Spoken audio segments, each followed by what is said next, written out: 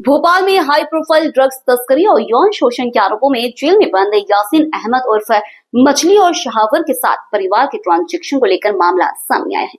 Transaction history सामने आने के बाद क्राइम ब्रांच ने आज मछली परिवार को नोटिस देकर पूछताछ के लिए बुलाया और उनके बयान दर्ज किए। दोपहर करीब 12 बजे मछली परिवार के सदस्य शारिक मछली के साथ बयान दर्ज करवाने के लिए वकीलों के साथ क्राइम ब्रांच पहुंचे थे। दोपहर 12 से लेकर 4:30 बजे तक क्राइम ब्रांच ने मछली परिवार की प्रॉपर्टी और बैंक की जानकारी को लेकर उनसे सवाल जवाब किए। क्राइम ब्रांच से बाहर निकले शारिक मछली पहले तो मीडिया से बचते नजर आए। उसके बाद उन्होंने दफ्तर के बाहर ही एनपी नगर चौराहे पर मीडिया से चर्चा करते हुए उनके ऊपर लगे सभी आरोपी को निराधार बताकर षड्यंत्र में फंसाने की बात कही। शारिक मछली ने कहा कि मेरे खिलाफ साजिश की गई थी, मुझे फंसाने में किसका हाथ है ये सब जानते। मैं यहाँ सार्वजनिक तौर पर नाम नहीं लेना चाहता। वहीं संपत्ति पर चलाए गए बुलडोजर को लेकर उन्होंने कहा कि कानून पर पूरा भरोसा है। विशेष कोर्ट में मामला चल रहा है, कोर्ट उनके साथ न्याय करेगा। रेलकर्मी राजेश तिवारी द्वारा लगाए जा रहे आरोपों पर मछली ने कहा कि राजेश तिवारी से वह काफी समय से परिचित है। राजेश तिवारी उनके साथ इस तरह का बर्ताव क्यों कर रहे हैं, इस समझ से परे है। नहीं, दिव्यांशु को मैं जानते ही नहीं हुई है, किसी के द्वारा बनाया गया झूठा एक आवेदन था। ना मैं उस लड़की को जानता ना दिव्यांशु को जानता। तिवारी का आरोप लगा रहे थे।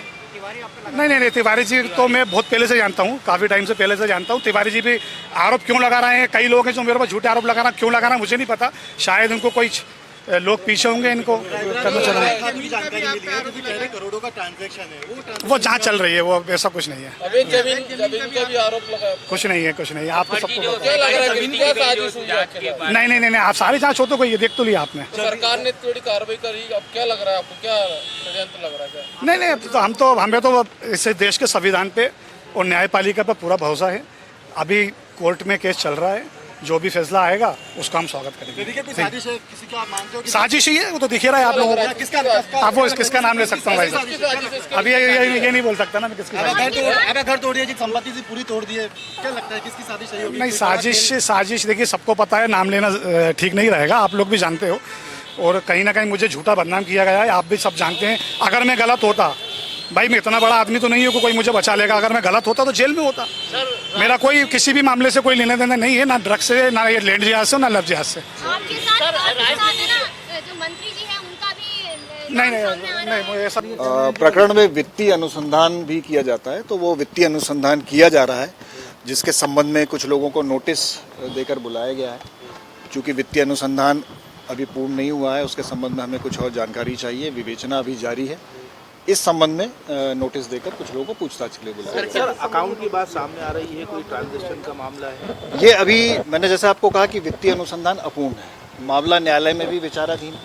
न्यायालय के निर्देश के हिसाब से भी हम लोग काम कर रहे हैं, जैसा हमको निर्देश मिलता है। तो चूंकि उसमें कुछ अपूर्ण है अभी वित्तीय अनुसंधान, तो उसी संबंध में नोटिस दिया गया है, जानकारी ली जा रही है।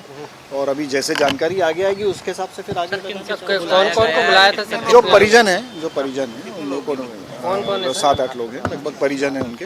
तो इस संबंध में जैसा मैंने आपको बताया कि अभी अनुसंधान जारी है, और अभी जैसी आगे कार्रवाई में चीज़ें आएंगी उस हिसाब से आगे कार्रवाई की जाएगी। और मामला न्यायालय में भी विचाराधीन है, तो उसके निर्देश से भी हम लोग